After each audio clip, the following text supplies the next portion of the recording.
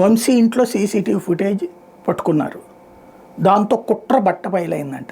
ఏంటయ్యా అంటే వంశీ దగ్గరికి అతన్ని తీసుకొచ్చారట, వజ్రకుమార్ అనే ఒక కార్యకర్త. దాంతోపాటుగా 2-3 కలిసి తీసుకుని వచ్చారు. ఆ తర్వాతన వాళ్లే తీసుకొచ్చి ఇక్కడ వాంగ్మూలం ఇప్పించారు, మళ్ళీ తీసుకెళ్లారు. ఇందులో ఇంకా అసలు పెద్ద అభాండం మొదలైనట్టేగా. ముందేమన్నారు, కిడ్నాప్ చేసి హింసించి అతనితో వాంగ్మూలం ఇప్పించారు. ఇప్పుడు ఏమంటున్నారు, పిలిచి మాట్లాడి ఇప్పించారు. వెరీ సింపుల్ ఈ ఎపిసోడ్లో కనబడుతున్నటువంటి పాయింట్.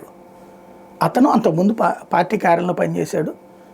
అతని పేరును కంప్లైంట్ ఇస్తున్నారని అనుకోలేదు. అతను ఇచ్చేశారు. పోనీ అతను తర్వాత పార్టీలో కంటిన్యూగా ఉద్యోగం చేస్తున్నాడంటే లేదు, తను వేరే జాబ్కి వెళ్ళిపోయాడు. ఇప్పుడు కేసును తప్పించుకోవడం కోసం వీళ్ళు లూప్ హోల్ ఎతికినప్పుడు అతను కనుక విత్డ్రా చేసుకుంటే కేసు ఉండదని తేలింది, అర్థమైంది, లాయర్ చెప్పుంటా. దాంతో అతన్ని తీసుకొచ్చారు. వంశీతో మాట్లాడితే నిన్ననే ఈనాడు రాసినట్టు సంథింగ్ ఒక ఒప్పందానికి వచ్చారు. అందులో భాగంగా అడ్వాన్స్ పేమెంట్ జరిగింది. ఇందులో కిడ్నాప్ ఏమవుతుంది, ఇందులో హింస ఎట్లా అవుతుంది? బేసిక్గా ఇప్పుడు ఈ కేసుకి సంబంధించి ఒకటి, అధికారంలో తెలుగుదేశం ఉంది కాబట్టి నడుస్తుంది.